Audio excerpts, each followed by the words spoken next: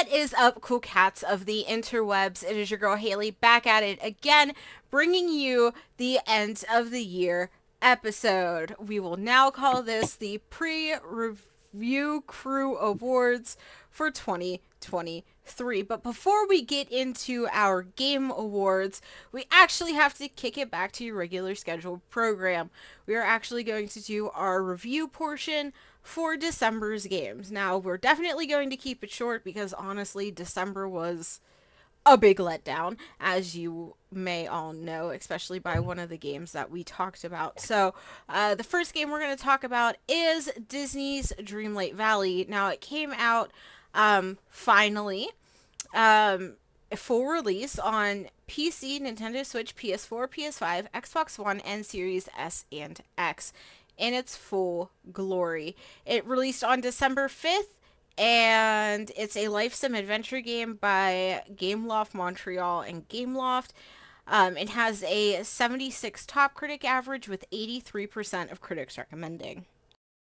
Um, I played this. I, I love Disney, or at least classic Disney. Uh, Modern Disney. We can talk about that some other time. Um, but I picked this up because I was interested. Um, and I see where the scores are at. It's a fun game. It's not I would prefer Animal Crossing or Stardew Valley, but I mean, if you just want to build a town with a bunch of Disney characters, I mean, this is, a good game for that. But if you want like a really, really good life sim, I feel that there is better. I picked it up back when we first talked about it being on sale for my PlayStation 5, mainly because a lot of people said that it was very there was a lot of crashes on the Switch and that the Switch is very underpowered to play this. So I decided to pick it up on the PlayStation. I think my only gripe is that it's I definitely have to agree with Mike. There's better life sims out there. This is basically a mobile game. In my opinion, it's a mobile game put on console. Yeah.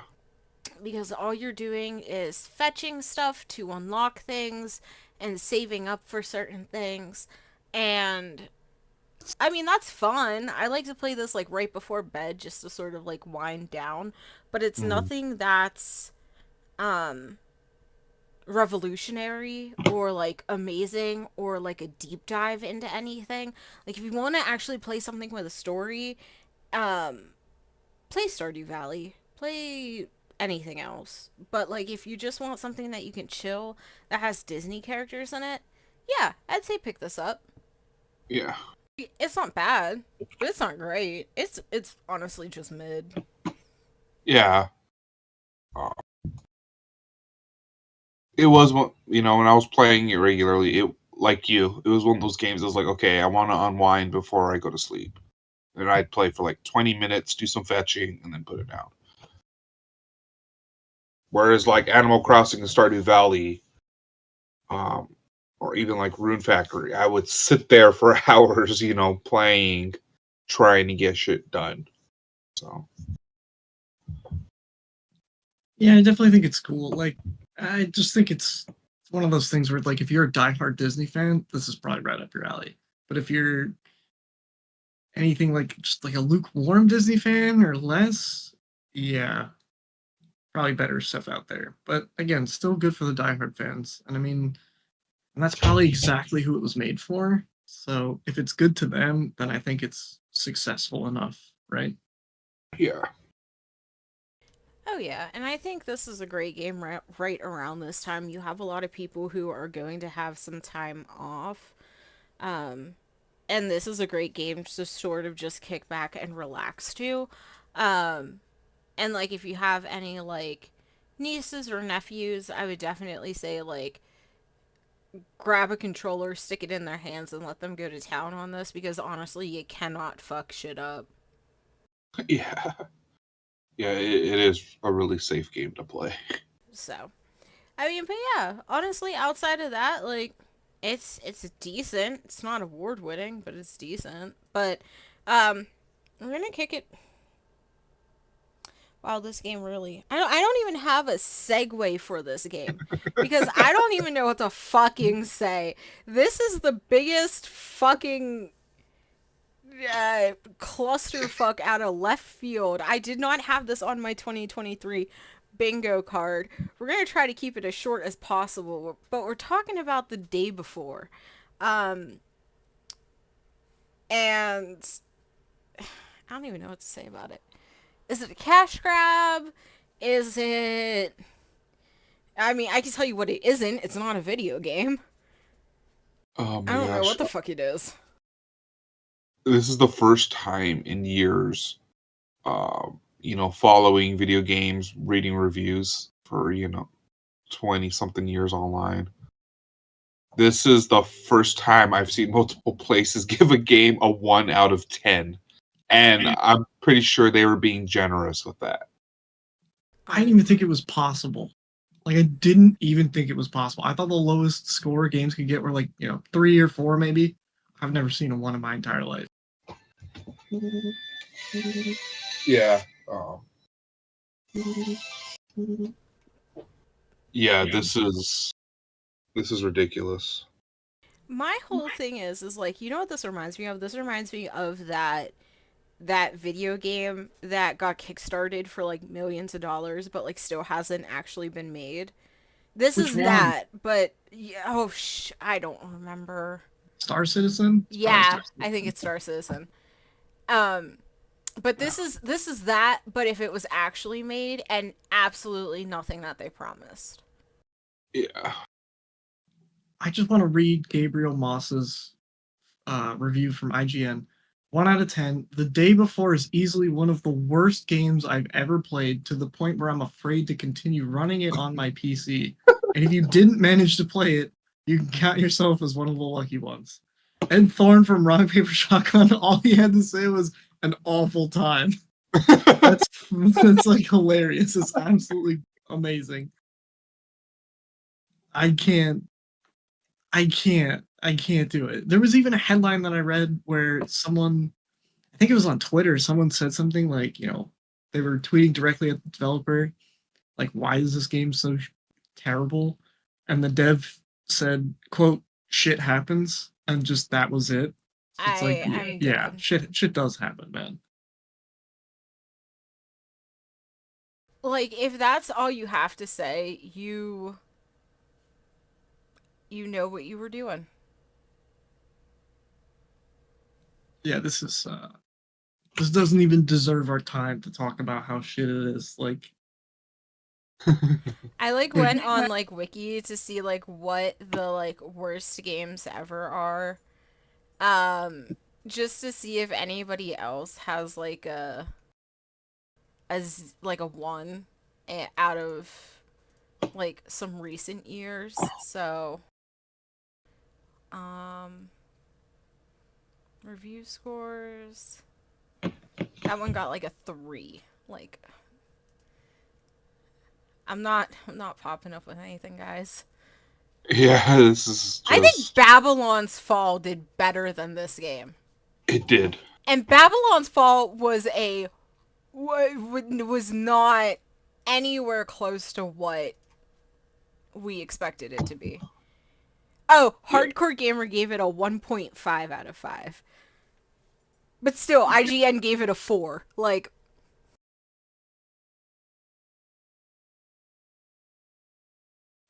wow. I can't, dude. I can't do it. I don't even know what to say. Like, how do you lead people on like that? How do you, as a developer, go, yes, we're going to make this game, and then you just deliver absolute nothing, and then just completely disappear and be like, ha ha ha ha ha ha ha ha ha, we're sorry, bye. The Yeah. the only like positive way I can spin this is that now everyone knows like this developer. So like when they come out with the next game and it's just amazing, I think that would be really. I'm just trying to think of like what was the thought process. I So don't know. if you go on their website, they have a blurb up, and I'm just gonna skim through it. Um, it states that the day before has failed financially, and we lack the funds to continue. All income received is being used to pay off debts to our partners. Um, they invested effort, man hours, resources. This was their first huge game. They really wanted to patch things, but they just didn't have the funding to continue to make things work. And my whole thing and then they go on to apologize and say, we're sorry, we didn't meet your expectations, it's challenging. And then they say, like, they opened in 2015 and 2017, they released the Wild 8 in 2018. They released Dead Dozen in 2018. They released Radiant 1 in 2021. They released Prop Night, and then they did the day before. And then it says where you can, get refunds, and that they're receiving no money from this, and they're not making any money off of the game. My whole thing is if you if you knew you weren't delivering what you said you were going to deliver, then why didn't you try at the end? Why didn't you try to deliver something?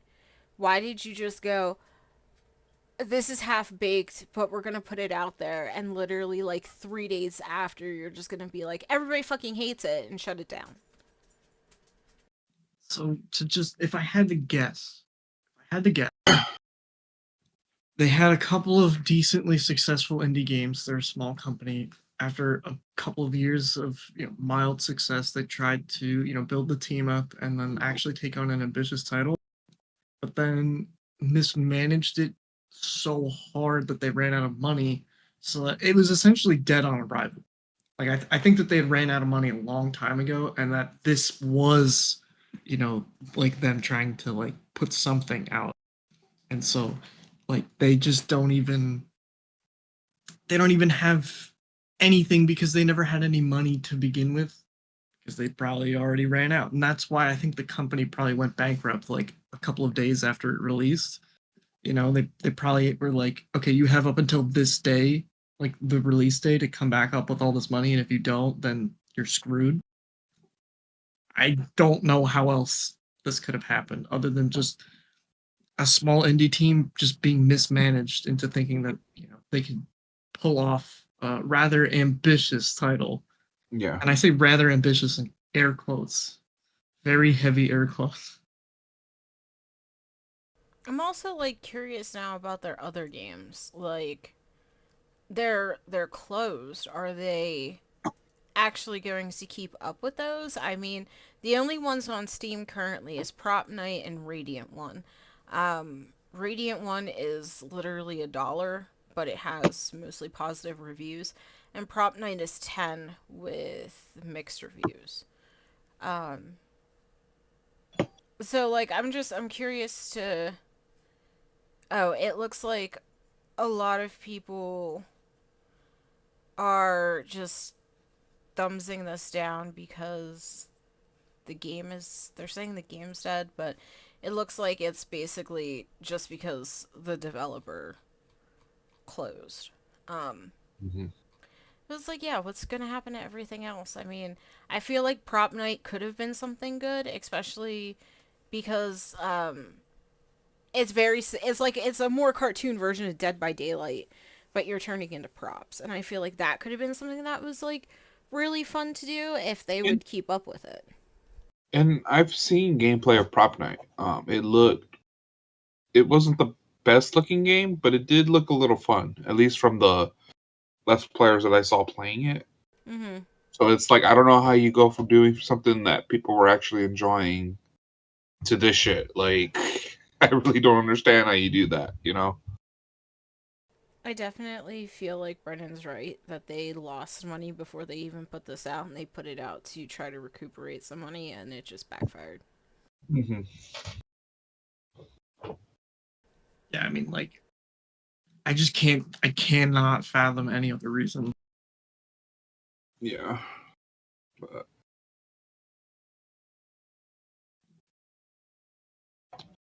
it was bad.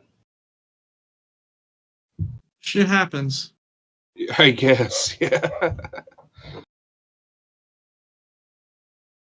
Okie dokie. And then we're also going to move it over to Pioneers of Pagonia, which also doesn't have any top critic average or percentage of critics recommending because apparently this game just doesn't exist either.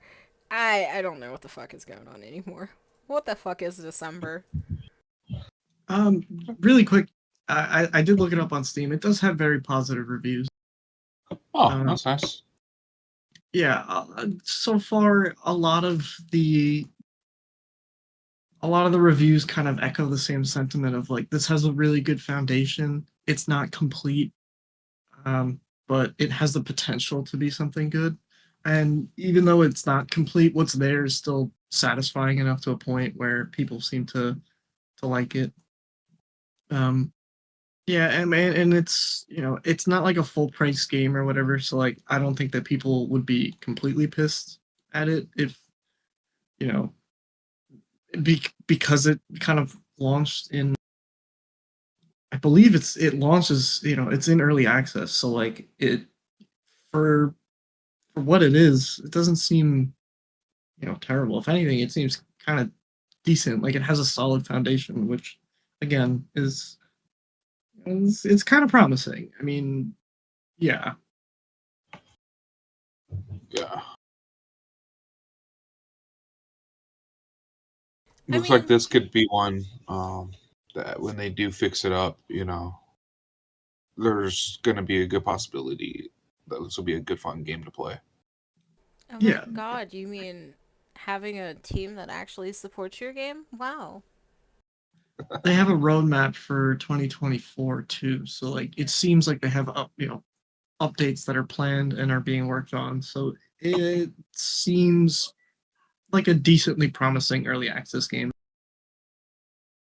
But only time will tell, right? Like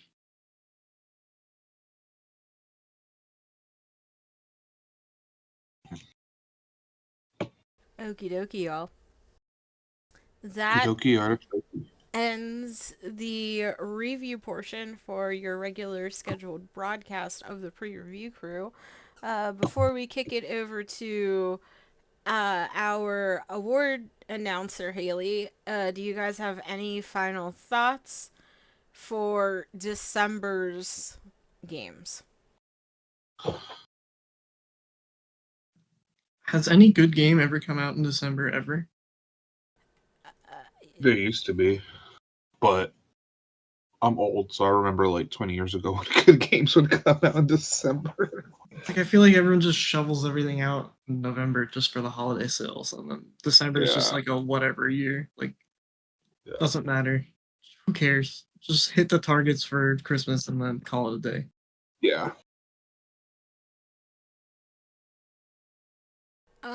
Last year there was the Callisto Protocol, Marvel's Midnight Suns, Hello Neighbor 2, Mario Kart 8 Deluxe, Dragon Quest Treasures, The Witcher 3 on next gen. That was about it. Meh, meh.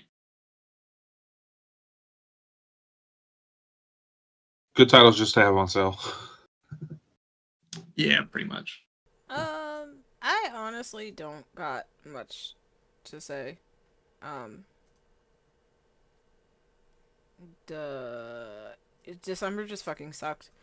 And I Yeah, agree. Like everybody gets their games out like in either October or November for the game awards or to hit numbers or just to get some uh Friday. yeah, Black Friday, the holiday season to get in there so people know so kids can add it to their list and know what to expect. So, yeah, I just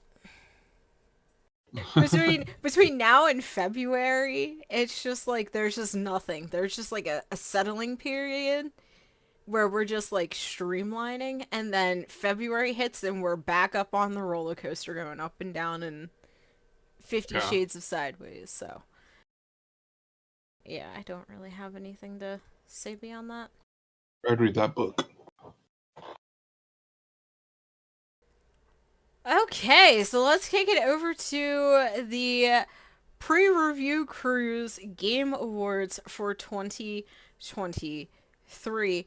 Now, as always, we have a chart of all the games that we've talked about for the year, and our awards are solely based upon those games. I do want to say that the best top critic averages go to Legend of Zelda Tears of the Kingdom with 97 and Baldur's Gate 3 with a 97. The lowest um, that actually had scores. Oh, I should have did this earlier.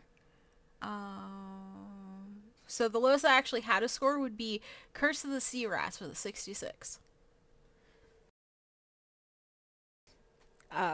Blackout Protocol, if you guys remember that, back from July, that still has 3 reviews total and can't actually generate any review scores. And then the top critic average goes to Marvel Spider-Man 2 with a 100% and also Baldur's Gate 3 with a 100%. And the lowest top critic average goes to Exoprimal with a 13%. Behind that with a by 1% with a 14 is Redfall. So I don't think those should shock anybody. Yeah. Not at all. So the first award on our list is by me, and it is the biggest letdown of 2023. I gave that to Forspoken. To keep it short, I was very excited about this game. I thought it was going to be super cool. It had, um, a main character that is a person of color. I thought it was going to be super neat because it's set in a fantasy world with these magical powers, and it just looks super cool. And then it actually came out, and it looks like I'm playing this on a PS4, on a very, very shitty TV, and just is nothing. Like, it's nothing. It's just, I don't know. I was very, very let down by this game. So, I yeah. think a lot of people were. I remember there was hype behind this game, and then everybody was just so disappointed when it finally came out. They had voice actors, like, really good. Aisha. Da, da, da, da. Taylor? Yes. Yes. Our Lady Boner, hashtag Lady Boner BFF. I loved her for years. R.I.P. E3.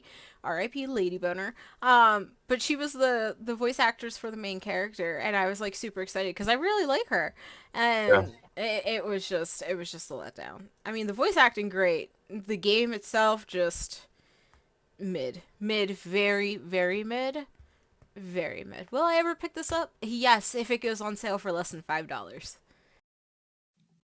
Yeah, I remember this looking like really cool when it was shown off, I think last year or the year before. And yeah, I agree that this is a pretty big letdown. Uh, I think your award fits very well.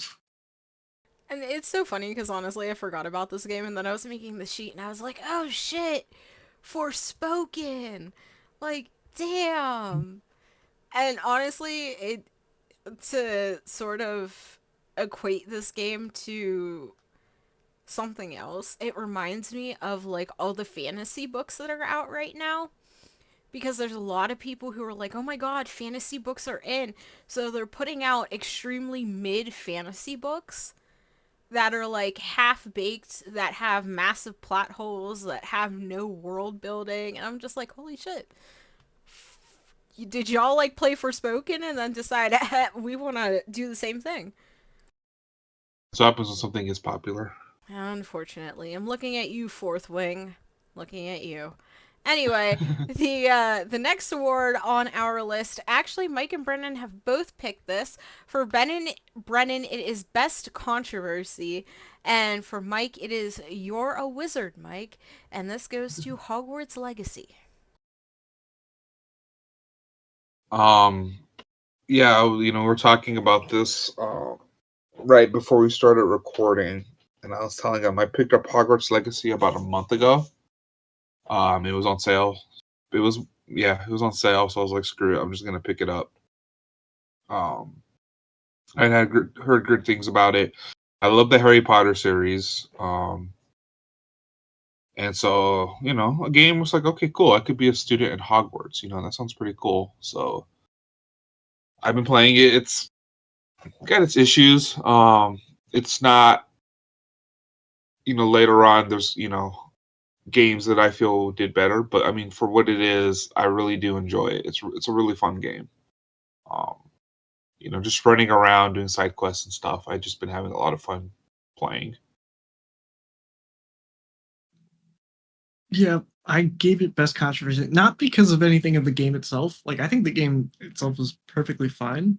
Um, I never finished it though, which is going to be a running theme for a lot of these other games that we're going to talk about later on. Actually, maybe not all, but a couple of them. But I just remembered the controversy of like people boycotting the Twitch streamers that were streaming this game because of just because Harry Potter is a J.K. Rowling, property. And it was just, I don't know, everyone just kicked up like this really big, shitstorm over pretty much nothing. Like the game itself even kind of like poked fun at J.K. Rowling.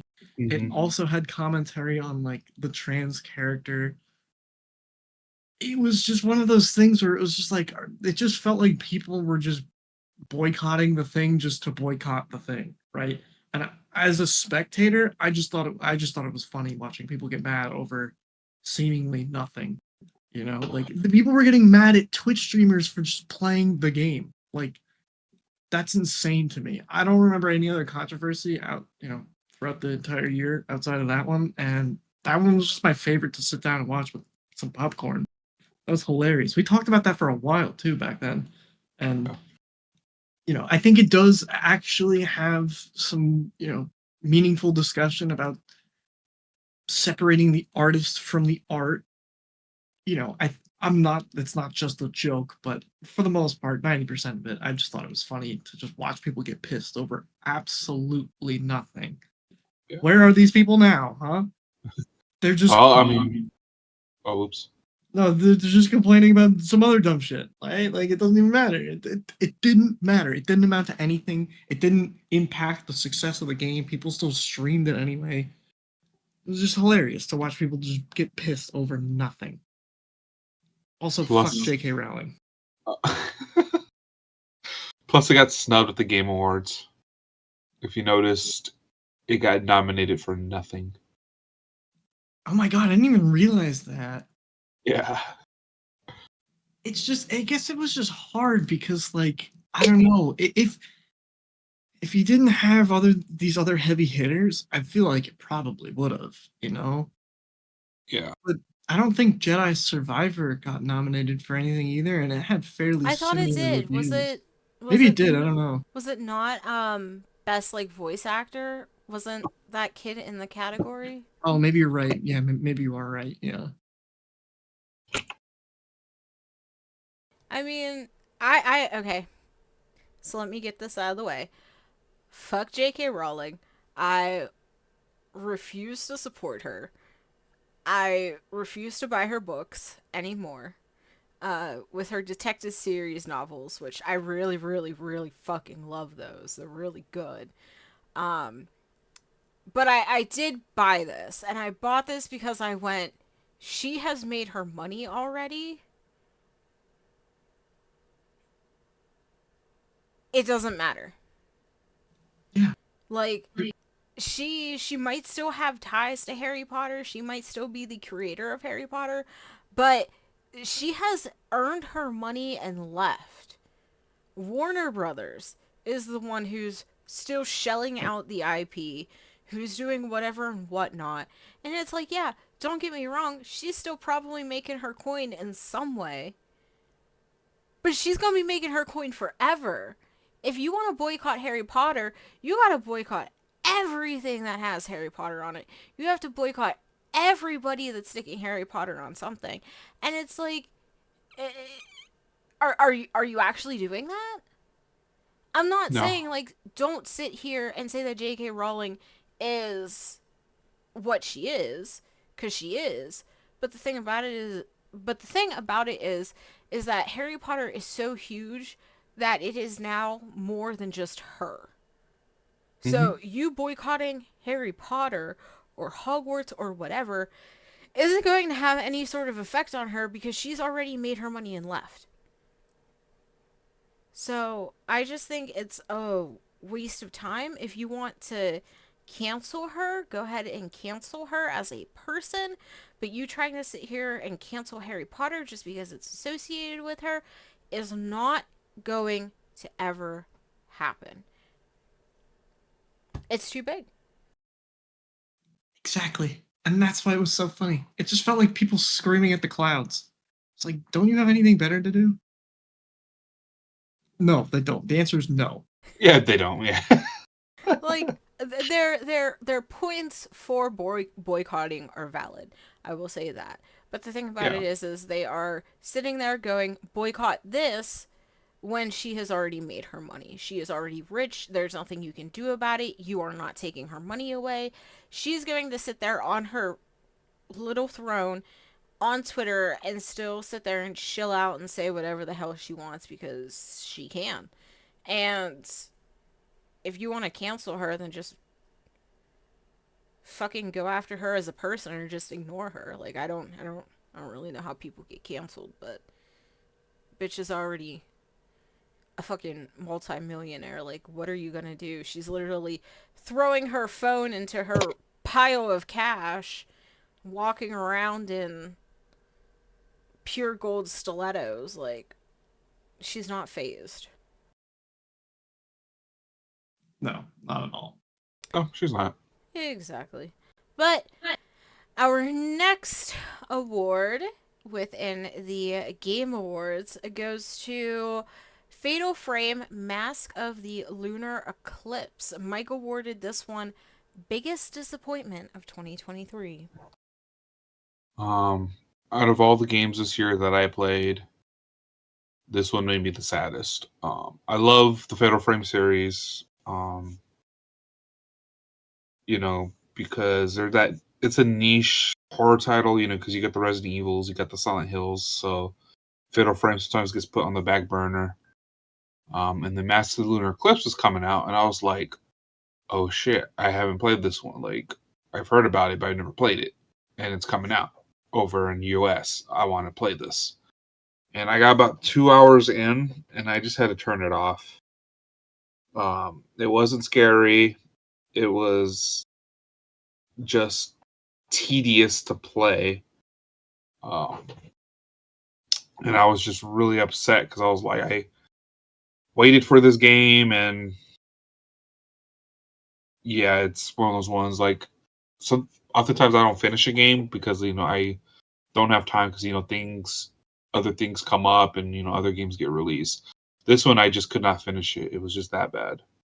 Like when I see the 38% critics recommend, I'm like, yeah, um, I'm in the 62% not recommending this game right now. That's 11 to 62. Oh my god.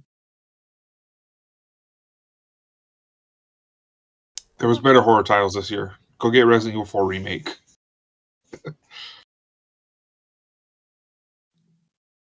What Wow. a disappointment. Yeah. I have nothing to say because honestly, I had no thoughts on this game. Same. So we're gonna kick it over to That's what I say. That says something about this game. this is us starting the award music early to get them off stage so they don't ramble. I think our speech was longer than the Call of Duty campaign, though. Oh, we're gonna get canceled. Anyway, so our next award goes to Redfall. I awarded this The what the fuck is this? There's going to be another game that, well, actually, I'm just going to do them both right now. Um, I awarded the day before and Redfall both the what the fuck is this award because these were just absolute shit stains. Redfall was a massive letdown, massive disappointment. The day before, we already talked about, so I'm not going to sit there and talk about that. It's just why? Like, why were these released? Who gave the okay for these? Like, this this is a stain on 2023. And I find that funny because I feel like 2023 is the year of like the video game industry sort of getting back to what it was um like pre-COVID. And these games are just like, this is what you had on the back burner. Like, this is what you wanted to release. Like, And I remember, oh no, go ahead. I remember with Redfall because people were actually looking forward to that game. Um, I remember, like, I had my brother and a few of my friends who were like, "Yeah, Redfall's coming out soon. We're gonna pick it up. It's supposed to be really good. It's being done by Arcane, and it's published by Bethesda. This should be a good game to play." They all got it, and they were all like, "How do I get refunds for this game?" Because it was just a complete shit show. I think what sucks about this specifically is that it's attached to Arcane and Bethesda. Like, come on, guys. What are we doing? Arcane, I mean, this is Arcane Austin, and is that different from just the regular Arcane, or is this like a B team? It might be like a Ubisoft, like they have like Ubisoft and then like Ubisoft Montreal and Ubisoft Quebec and Right. Ubisoft blah blah blah. But just even still, even if it is a B team, I mean, and we've seen B teams, completely flop games before, like Fallout 76. But that's just easy. It just, I don't know, it just kind of sucks. It's just like another kind of smear on Bethesda's name as a publisher. It just, and also kind of Arcane too. Like, I feel like Arcane, the larger developer, is probably going to be a bit more cautious about the next game that these guys try to put out because I don't know. I feel like I'm waiting for like, the big expose on why the hell this failed and it just never I never read into it. Maybe it was because I didn't care enough to or just because there was nothing interesting enough. I don't know. You kind of have to sit down and wonder like how the hell does this even get out of the gate? How to like you said before, Haley, like who approved this? Who said that this was cool? Because if Tom Howard sat there and said, "Mm-hmm, yep," then come on, dude, what are you doing? Yeah, I'm just um I don't know if I said this back when we reviewed the game, but I know I said this about, ooh, what was that zombie or not zombie, but the vampire movie with Jared Leto in it? Morbius. Yes, I said this about Morbius, that you could tell that this was something that was supposed to come out years ago and got pushed back. And that's how I feel about that movie, and that's how I feel about this game. I feel like this would have, if this came out earlier, this would have been maybe okay. Maybe they could have pulled a Cyberpunk and redeemed themselves after a couple updates. But, I mean, even then, that's unacceptable. And honestly, screw you, Cyberpunk, for doing that. Um, Also, looking at you, No Man's Sky, because apparently this is just a trend that we want to do now. But still, like, I don't know. Yeah, put out games shitty and just fix them over like a period of 2 or 3 years. It's disappointing, is what it is. But after our disappointment, we are now going to kick it over to a game that Mike is actually still playing. He gave this the Still Playing Award for Street Fighter 6. Yeah, this game came out in June. I'm still playing it. Um, it was. I'm a big fighting game fan, so it was when it came out. I was kind of like, okay, I know this is gonna be good, but how good is it gonna be? I played Street Fighter before. Street Fighter was never my favorite series, but six has kept my attention since June. You know, I still load it up and just jump online. And lately, I've been getting my ass kicked, but I'm still jumping online and playing this game. And I'm probably gonna keep playing this game, even though Grand Blue Fantasy versus Rising just came out, and Tekken 8 comes out next month. I'll still be, putting some time into Street Fighter 6 just because it's a solid fighting game. If you're a fighting game fan, it's a game you need to pick up. It's just that simple. I feel like outside of Game of the Year, that has to be the highest praise award. If you're still playing a game from June, that's kind of huge, to be honest. Like, even if it's every now and then, still that's good. That means it's just good. I don't know, nothing more to say about that. I'm happy that people are still playing it. I'm happy that Mike enjoyed it. Like, if Mike's happy, I'm happy. I don't know. That only goes for Mike, though. That doesn't actually go for me. No, it doesn't. No, never. Let's see. No, it's actually quite the opposite. It's whenever you're having a bad time, I'm having a good time. Yeah. See, I'm just hated. Yeah. I don't really have anything to say on this, but I do agree that still sitting there going, "Hey, I'm still playing this game," even if it's months or years later, is definitely some high praise. Just for example, like, I'm so excited to hop back into God of War with the Valhalla free DLC, because it still has it's giving like more of the story, and that came out like last year. So it's great to hear that people are still playing these games years, 6 months, years, whatever, down the road. Now this award, Brennan came up on his own. And I know he's so proud of himself for this one. And honestly, I'm proud that he put this on our map for our award segment, because I do have some things to say about it. It's Diablo 4, and he gave it the Best Comeback Award. CUMBACK. Yeah, I really did think that was clever. Yeah. Okay, just hear me out. Hear me out. Long story short, a friend of mine, when this came out, he really wanted to play it, but we were both really hesitant about the original reception, right? Like, especially around when the first season came out and Blizzard just had their way with everybody and everyone just hated the game.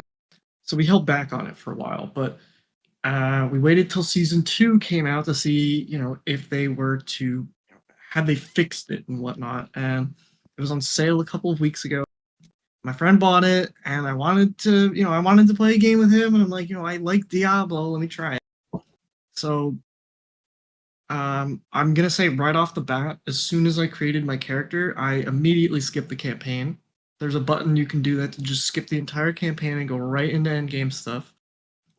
And I've fully leveled 2 different characters, completed the full season 2. I've put a stupid amount of time into this game.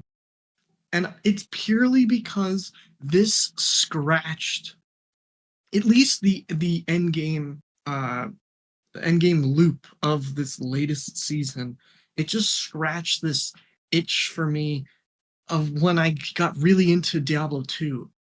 I don't particularly enjoy the stories for Diablo games. I don't think anyone ever has. They're just a game where you run down a hallway and you blow up the entire room, and you run down the next hallway and do the same thing over and over, just for one piece of loot that you really, really need to make your build go a little bit faster in the next room. And this scratches that itch. And there's a lot of little changes that they made to stuff, like being able to extract certain powers and throw them onto better rolled items, so you can fine tune the items that you want without spending like a billion hours trying to get that one item. Although that does happen. I've just played this game a lot. It's scratched a certain itch. It's certainly not perfect. I don't think I will ever touch the campaign, but it just scratches this Diablo 2 itch for me more than Diablo 3 ever could. And so, I don't know, there's just something really just nice about it. Like even when my friends stopped playing maybe like a week ago, I still kept playing. Like I was still just like I was just playing by myself. Like it was just fun. I'm glad that season 2 was good. Hopefully they don't ruin season 3. You know, I don't think that this is even close to being, you know, my favorite game or whatever. Diablo 2 is still obviously the best game in the series, without a doubt, but I just wanted to give some kind of praise to, as hesitant as I was to play this, I enjoyed my time like very thoroughly. Otherwise, I wouldn't have fully leveled 2 characters. You know, yeah. So thank you, I guess. Um, I played a tiny bit of season 2, and um, I don't know. I honestly don't know. You can shit on it. It's fine. You're not gonna hurt my Oh, feelings. It doesn't no. matter. I'm not worried about hurting your feelings. It's like that's literally how I feel is I don't know. Because to me, I stopped playing mid season 1. Um I got really bored, I got really burnt out. I honestly just hated it cuz I felt like I just wasn't going anywhere. I really liked the characters I made. Like I was super excited to play those characters and level those characters up, but when it actually came to playing the game, I was just fucking bored. So I stopped mid season 1. I played a little bit of season 2 and honestly, I felt the same. Like for me nothing changed. I still felt like I was grinding for no reason. And then I had to sit there and make a whole new character and I was like I don't want to do this. Yeah, I mean, believe me, I can completely get that. Like, Mhm. especially at first, in the beginning of season 2, I feel like it took me a while to kind of warm up to how the end game loop actually worked. And I can see how a lot of people don't even really understand how it works because I didn't at first. I had to have my friend just sit down and explain what the hell to do. But I don't know, we just got into a loop where it was just really nice. Like, I went online. I did a lot of research into my character, so I didn't like screw anything up. And I picked one of the best builds of the season. And oh man, I don't know. It was just dumb, mindless fun. Like, and that's all that it was. It's not revolutionary. You know, you are still just grinding for that one fucking item that Duriel will never drop. Okay, even though I did get one of the rarest Uber drops in the game that I've never even gotten in Diablo 2. So part of me was like, okay, that's kind of cool. So maybe I'm a little biased, you know, because I have +4 on all of my skills on one character, but that's not the point. The point is that I still had a really good time regardless. But I can see how like people can still be like hesitant. And again, I'm still really hesitant about the next season too, right? Like they could just as easily for the first season, screw everything up that they had, and it's back to square one. So, you know, me saying best comeback is just specifically for season 2, and that's it. Everything else I can't really comment on. Well, But yeah, I thought that, you know, everyone needs a little cum on their back. and with that we I are do. now oh my god. We're gonna take a small little segment break. Um and if you've been around before, you know about Gamer Juice. So we are going to let Gamer Juice take it away. Gamer juice. What's that? I've never heard of such a thing. What, what is this? What is this magic gamer juice you speak of? You know what? That's a great question. I would actually like to know more about Gamer Juice as well. Well, funny you ask. Oh my god. Wow. I don't know. Have you ever just been in a really impromptu situation where you don't really know what to talk about and you're talking really fast, kind of hoping that something funny comes to you, and just bam, out of a sudden, all of a sudden you just see some fucking just mystical can of just cocaine and other stuff fly down from the heavens, and as you crack open a cold one, I can't do the crack sound, but then and then you just go, wow, what is this? And then you take a sip, and then you just go, and then you accidentally make the hand gesture like you have like a wiener in your mouth. And you go, you know, like when someone's like pour salt on your imaginary salt, and you go, ooh, I gotcha. That's gamer juice, baby. You just get energized all day, every day for 16 days out of the week, 7 nights a day. It's the greatest thing to never hit your taste buds. Everyone loves it. We went bankrupt 2 years ago and we're still making juice, baby. We're still making the gamer juice. Okay? It's not the best comeback award, it's the best gamer juice award. Okay? We are sponsoring every single award on this list. Jeff Keighley, please sponsor us. Holy shit, we will give you so much gamer juice, you won't know what to do with it. You're just gonna keep pouring it down the fucking sink like, oh my god, we spent so much stupid ass time making this garbage, no one's gonna buy it. But then people still keep buying it, and you're like, what the fuck? Why are these people buying the gamer juice? And then you explode because you run out of shit to say about gamer juice. That's my pitch. I'm God erect. damn. I need some water. You mean you need some gamer juice? Just kidding, bitch. I got gamer juice right here. Mm. Oh my god. Oh, it went down the wrong hole. Oh god, no, please. Somebody call help. I think it's expired. This is best used by December 2021. My life has gone to shambles. Please give me money. Please. Please. My wife left me. I put our entire second mortgage in the gamer juice. She took the kids. I have nothing. Oh my god. Oh, please release me from this hell that is my mortal coil. I think I'm crying. But yeah, buy some gamer juice so I can eat dinner. That'd be great. Our entire company left. We have no employees left. It's just me. I'm the sole owner, proprietor, and drinker of gamer juice. Mm. Oh Jesus Christ! It tastes like shit. All of our winners tonight get to take home a pre-review You crew get trophy that is literally a can of gamer juice with the pre-review logo on it. I'm about they to might say, I was going to say, all the winners, you get a case of gamer juice. it That's might be expired. They might all be expired. We came out with a new flavor a couple of months ago that had we added caffeine to it, and it ended up accidentally killing a whole bunch of people. Don't look that up. Just kidding, that never happened. Buy more gamer juice. What's this latest flavor that they should definitely drink? We just made it lemonade, but we just added caffeine to it. Great. Yeah. We're calling it gamer piss.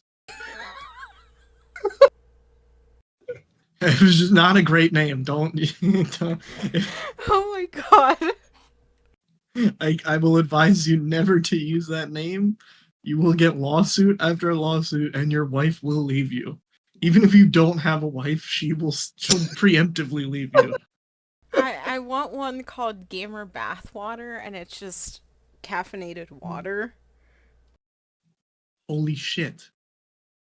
Oh my god. That's you're hired. That's genius. Why didn't we come up with that? There you go, folks. Look out for bathwater flavor of gamer juice. Yeah, we're gonna add some Dove to it too to make it a little make you squeaky clean. You're gonna feel so fresh. Once again, if Yeah. you get sick, Gamer Juice is not liable. You gotta sign a contract before you drink gamer juice. Yeah. Side effects include erectile dysfunction and death. I mean, that's every medication on the market, so. I guess we got a leg up on our competition. Okay. That was our sponsor, the one and only Great Gamer Juice. It's always great to it's great to hear from them as always. Yeah. Um, I lost my script. Maybe that's a good thing.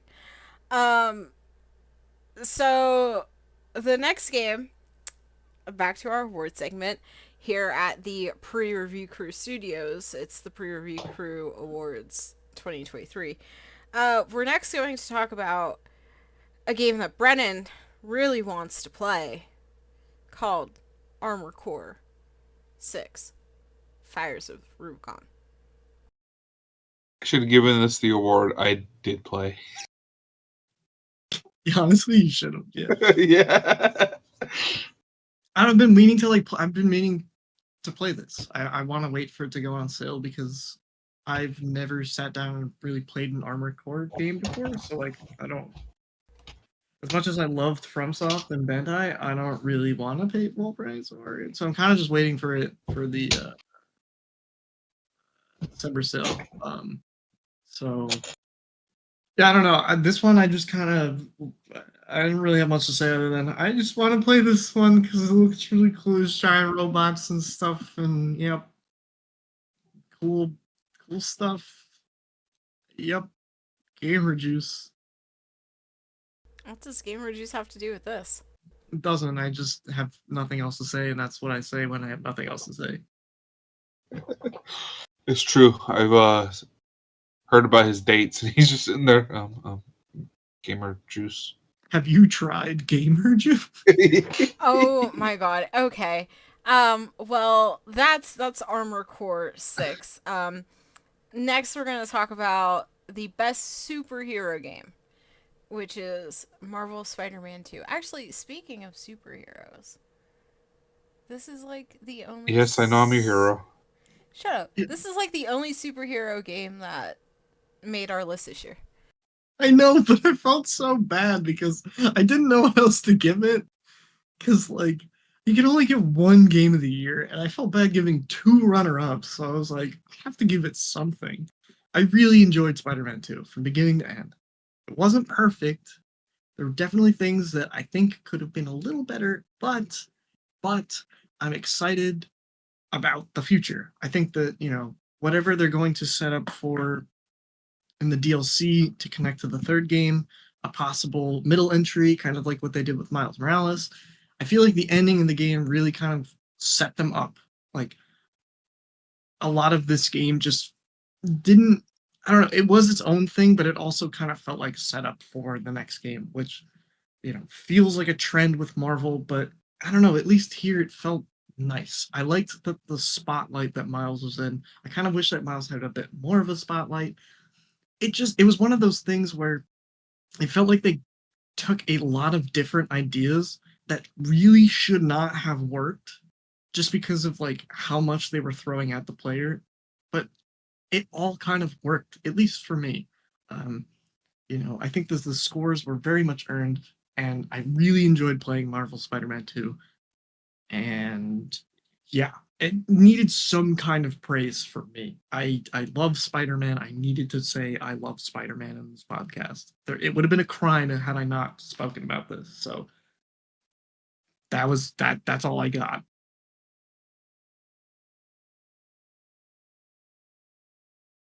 Next, yeah, this is one when it comes to PC, I'll pick it up. Do it. There's a lot of good moments. There's a lot of like, I still feel overall that the first one probably might have been my favorite just because of how the game made me feel. There's not a lot of games that make me tear up at the end, but the ending of the first one just I will never forget that. So much so that I mean, I don't really want to talk about. I don't want to spoil anything for anyone that possibly hasn't played it, but the ending of the first game had a very, very poignant scene that kind of stuck with me for a long time, especially because of just I don't know how personal it is. I don't know. When you lose someone, it's really hard not to look for them in different pieces of media. So when you see a piece of that, it sticks with you. And there's a flashback scene in the beginning of this game that it didn't make me feel exactly the way the ending made me feel, but it still got me choked up. It still got me to put the controller down and think about that first scene from the first game, or the last scene from the first game. So yeah, Spider-Man just makes me feel, and I love that. There's there's nothing more that gives me genuine joy than beating the shit out of people as Spider-Man and then quipping and then crying at the end of your game. There's just nothing better than that. I don't know. I'm sorry. Um, I don't really have much to say just because I didn't play this. And the Spider-Man games have been on my list to play because they seem so cool. I just haven't gotten around to actually buying them and playing them. But I know that people die hard love this game. I know a lot of people were very upset that this game did not win Game of the Year. What it was going up against, I can understand it though. I can definitely understand it. Um, but again, it's still a fantastic game. Um, it still deserves to win any and all awards, and it still deserves to be nominated. And even if it didn't win, I mean, at least it was recognized, and I think that's still a lot to be recognized. You could be like Hogwarts Legacy and not be noticed at all. Um, so yeah, we're looking at you, Assassin's Creed Mirage, but we're not talking about you today. Assassin's Creed, they're a joke. I'm not going on my Ubisoft rant. Not going off my Ubisoft rant, but That's for the start of the year. yeah. Next Uh, year. so the last game that we are going to talk about before we get into our game of the year picks, we are going to talk about Disney Dreamlight Valley. Mike gave this one the biggest surprise award. I thought it was gonna be complete shit, and that wasn't. So that's why it's a surprise. We'll keep it short and simple. I thought it was just gonna be. We're talking earlier. I did enjoy it, but I really did, in the bottom of my heart, think it was just gonna be a cash grab. Um, but I mean, there's a bit of substance to it. Like I said, there's better life sims, but this is a good one for Disney fans.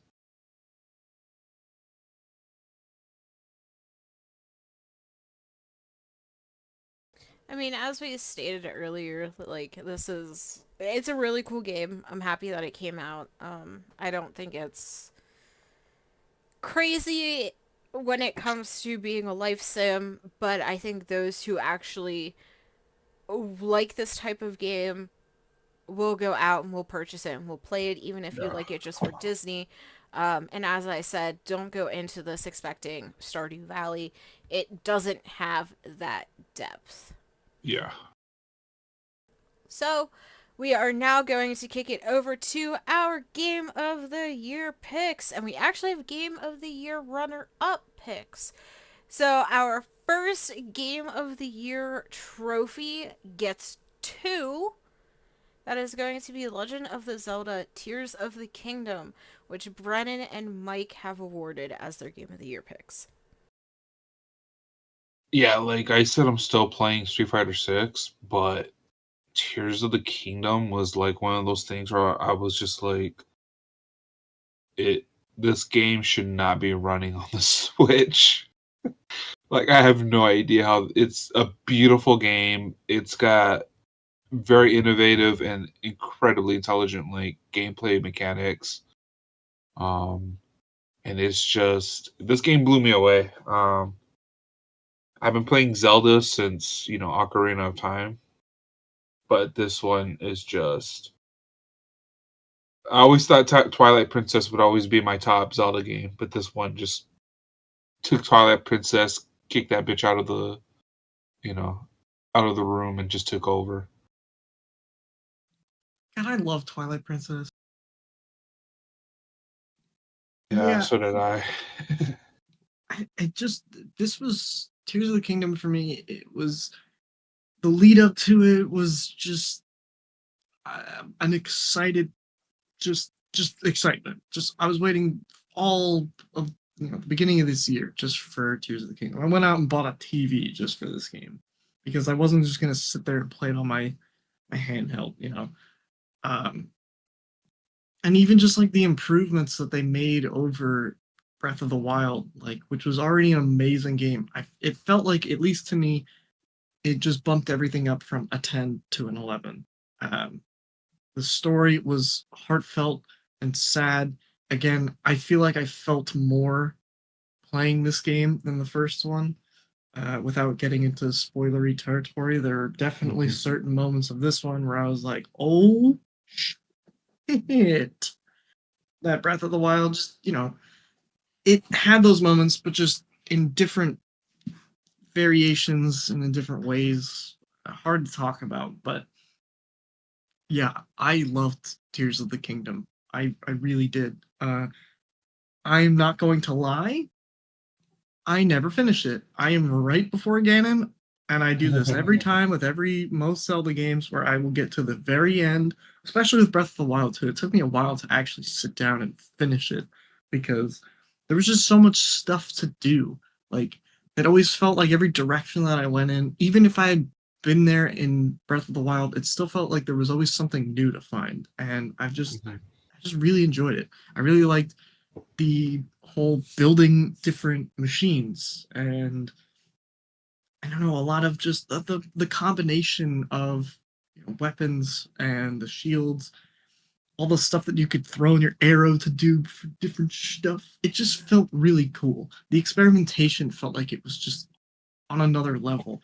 And every now and then I still watch videos of people like, hey, look at what I made in Tears of the Kingdom. It's just cool. I'm a sucker for Zelda. Like I knew that this was going to be my game of the year, no matter what. Nothing else could have come out that was better. And Yeah. obviously, we'll talk about that later. Um, yeah, and I love torturing Koroks. I'm a sick bastard like that. Oh my god.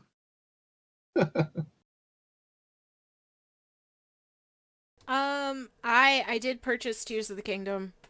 Um, I have not finished it. Honestly, I'm still at like the very beginning because I just could not get the controls down.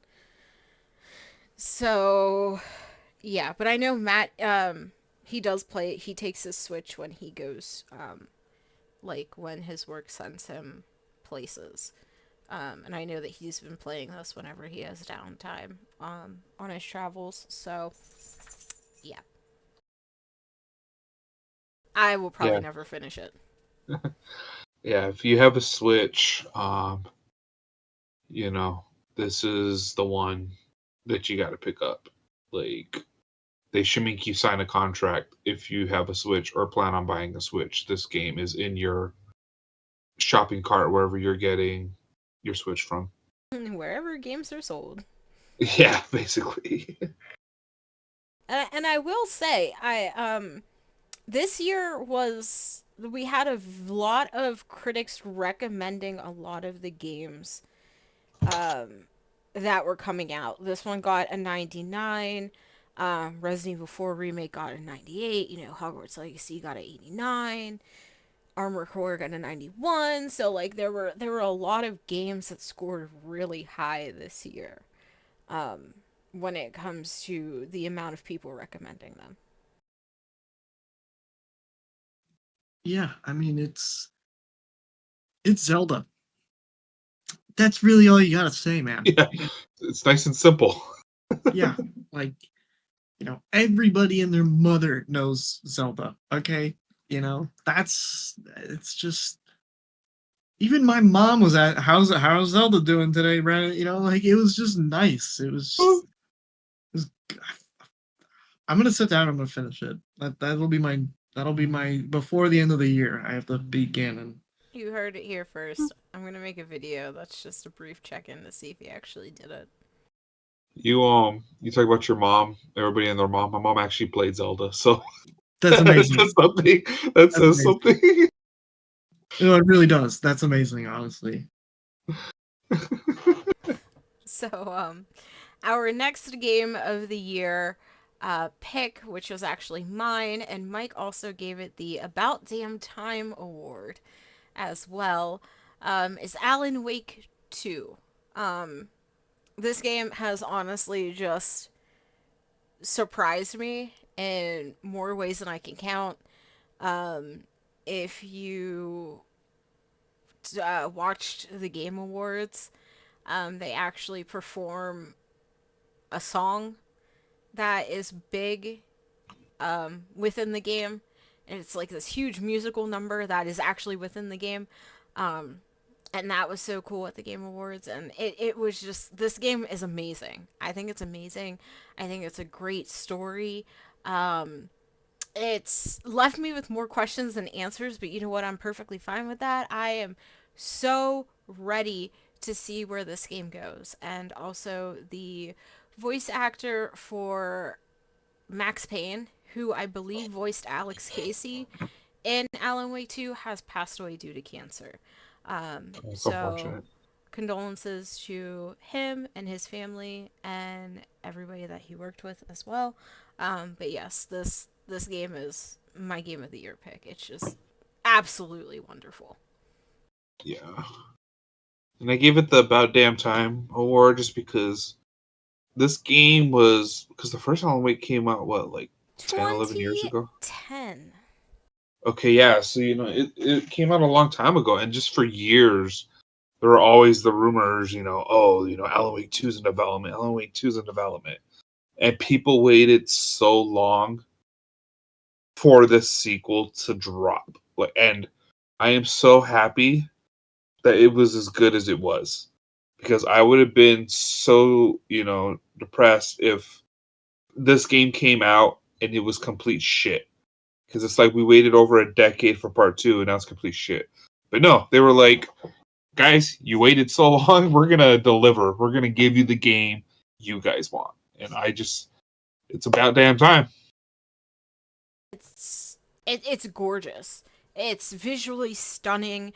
The music does play a lot into this, and storytelling plays a lot into this, and how they tell the story is just so cool and so interesting, and I feel like so unique, that nobody has come up with something like this before outside of Alan Wake. It's almost like it's like the BioShock of like the horror genre, because I don't think Yeah. anybody has done a game like BioShock since that has dropped. So like this game is just amazing, and I'm so excited to see where they go further with it, because it is getting some DLC. So like I'm just like, where the fuck are they going with this? Also, the world. Remedy has set up this massive world that doesn't just include the Alan Wake games, but every single other game that they've had a hand in. Max Payne, Control. Control. What is the other one that I'm thinking of, but don't actually remember? Was it Quantum Break? Yes, Quantum Break, there we go. Like, it loops all those, and even if they don't own the rights to them, they still loop those games in there somewhere, and that is so absolutely amazing. Like, the world building is just huge. Huge, huge, huge, huge, huge. Like, in my opinion, it's probably bigger than the Five Nights at Freddy's franchise. But that's a video for a later date. I was about to say we don't talk about Five Nights at Freddy's. Anyway, um, so yeah, that I love Alan Wake. I think it's so Yeah. neat. Yeah. I need books. I need Alan Wake books. Like, I would read those in a heartbeat. I'll write you one. Thank you. It's gonna be an Alan Wake fan fiction. Damn right. Oh God. Anyway, Princess so Peach is gonna be in it. oh fucking Jesus no. Anyway, we do have some Game of the Year runner ups, and it's honestly the same game. Brennan and I gave Baldur's Gate 3 Game of the Year runner up, while Mike gave it the I should have played award. So let's discuss it. I should have played this game. Yeah, you kind of should have. Yeah. I I watched a lot of people play it. My brother is still playing the shit out of this game. And it's just like I just never sat down and got it. So that's actually my goal for the new year before Tekken 8 comes out is to buy this game and play it before Tekken 8 comes out at the end of January. So that's like my New Year's resolution is play Baldur's Gate 3. So If I wasn't a Zelda shill, this would have obviously would have swept.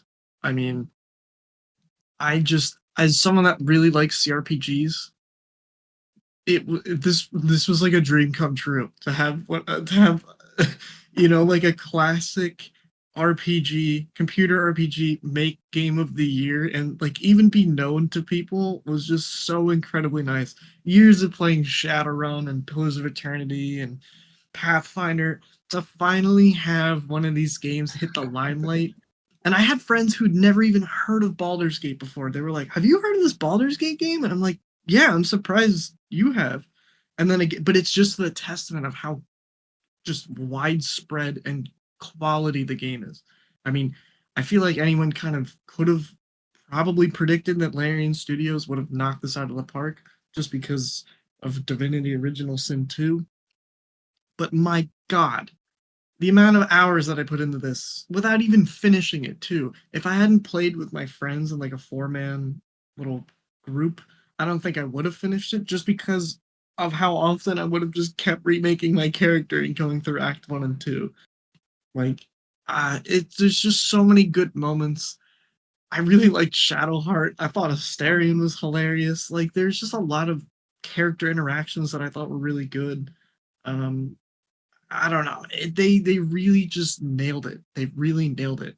Um, if I did have to give any kind of complaint, it's just that the plot is kind of contrived. I mean, they pretty much just put a new coat of paint over the first game's plot, but whatever. I mean, in major story beats, not so much the specific little things. But overall, probably one of the greatest games of our generation, honestly. This had so much hype behind it, so much anticipation, and like 20 years worth of people waiting for a new game. And they nailed it in every single way possible. And they're still working on it. They just released like a whole epilogue update a couple of, like a week ago, maybe a couple of days ago, adding like a whole other couple thousand lines, a couple hours to the ending. Like, they're still, and again, they've always done that, so they're just kind of hitting everything that they've already done. So Larian Studios right now can do no wrong. Pack it up, guys. If not for Zelda, this would have just swept. I'm sorry. yeah, and I was in the same position you were, where it was like everybody was asking me, dude, because all my friends know I'm like the video game guy in all my friend groups, and they were always like, dude, have you ever heard of like this Baldur's Gate series? I was like, yeah, I played the first two. Like, I know about this, and it was like you said, I'm happy that this is bringing attention to these kinds of games because it was just, bro, this Baldur's Game series, I've never heard of it, but it sounds so cool. And I'm like, yeah, it's been out for fucking 25 years, dude. Yeah, I mean, yeah, putting the CRPG in the limelight to me is that's award winning enough. It's you're reviving a genre like from the ground up that used to be really good, and it's even better than something like you. I was gonna almost compare it to like, is this what people felt like when Fallout 3 came out? No, not even close. 1,000 times better. 20,000 billion times better. Oh my god, because obviously they changed Fallout 3 from its origin, and this, relatively is pretty much the same. Not totally the same, but for all intents and purposes, it's very, very similar to Baldur's Gate 1. Even so much that you fight some of the main antagonists from 1. You Yeah. see some of the companions from 1. Like, oh my god, there's so much just like fan service to the people that played the first 2 games, and like for a studio that hadn't even touched that, that was even just cool to see. Like seeing fan favorite characters from, and you didn't even make them, and people were still freaking out when they saw certain characters. It was just amazing. Just what more can we say that hasn't already been said?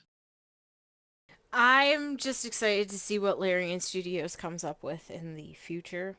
I think this is a fantastic release for them. I'm so happy for the amount of awards that they've been winning and the amount of praise that they've been receiving. I mean, of course, the game comes with its own up and downs. You're going to have that with every single game, but honestly, this is probably one of the most well put together and well released games that we've seen that doesn't actually need a massive day one patch to actually make playable. Um, so I'm just, congratulations to them, and I'm very excited to see where the future leads them, and hopefully it's more games or similar games within the genre because obviously they can do it extremely well. Baldur's Gate, the original sin. Oh my god. Honestly, like it's one of those things where it's like I don't know, do I want them to continue in the same universe but just somewhere else? Like if they did like Icewind Dale or Neverwinter Nights, or oh my god, or if they made a sequel to Planescape Torment, I think I would poop everywhere. Just I wouldn't even shit. I would poop everywhere. Oh my god. I'm sorry that I'm saying that, but I don't know what else to say. They could Uh, they could take so many other different dead franchises for the most part and just bring them back, just revive them and make them better. There's so much that they could do moving forward. Or again, they could just sit down and craft their own world and still reach the heights of some of the greats. Like they can do no wrong. Watch me eat my words a year from now, though. It's just that it tends to happen a lot, so you never know. But as of right now, in this moment, they can do no wrong. yeah, they're gonna announce those games, and then you're gonna turn on your news and see that man shit his entire state. Pretty much. I mean, Yeah. yeah, yeah. How does one even hold this much shit within their own body? We didn't know it was possible until the Planescape Torment Yeah. re-release and or sequel was announced.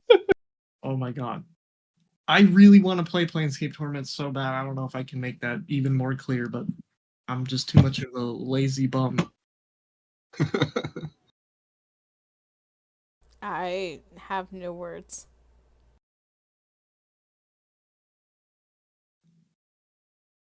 Oh my god. We I'm need to play. We need to end this with the clip of Asterion. Like there's a point in the game where like you can accidentally blow up an entire dungeon, and if Astarion's in it, and he comes out, and he's like, "Why would you do that?" Like the voice actor just goes completely off, and it's one of the greatest things ever. There's a scene where you can just kick a squirrel, and it hits a tree and just dies immediately. Like it's just some of Oh the funniest shit. shit. It's so good. There's so many good little moments of this game where you're just like, oh my god, these guys had so much fun making this game. Like you can tell. Oh, so much love and care. Chef's kiss. If only I wasn't a Zelda shill, I can acknowledge that much. That this was the creme de la creme. Brennan, if you get me that clip, I will put it at the end of this episode. I'll find it so fast. Anyway, so that is it for the pre review crew Game Awards 2023. Briefly, let's go over some final thoughts for the whole entire year. Keep it simple, keep it short, keep it sweet. Brennan, you're up. Buy Gamer Juice, You heard it there. please. Please, my wife left me. Oh my god. I have nothing. All I have is just a billion cans of this fucking piss-colored shit that just tastes really bad and expired 2 years ago. Please, for the love of God. Mike. We'll make it a collector's item so people buy it. Mike, what do you got to say? Yeah, it wasn't the most explosive year, but it was a good year. I mean, we got games like Spider-Man 2, Alan Wake 2, Baldur's Gate 3, Tears of the Kingdom, Resident Evil 4 remake.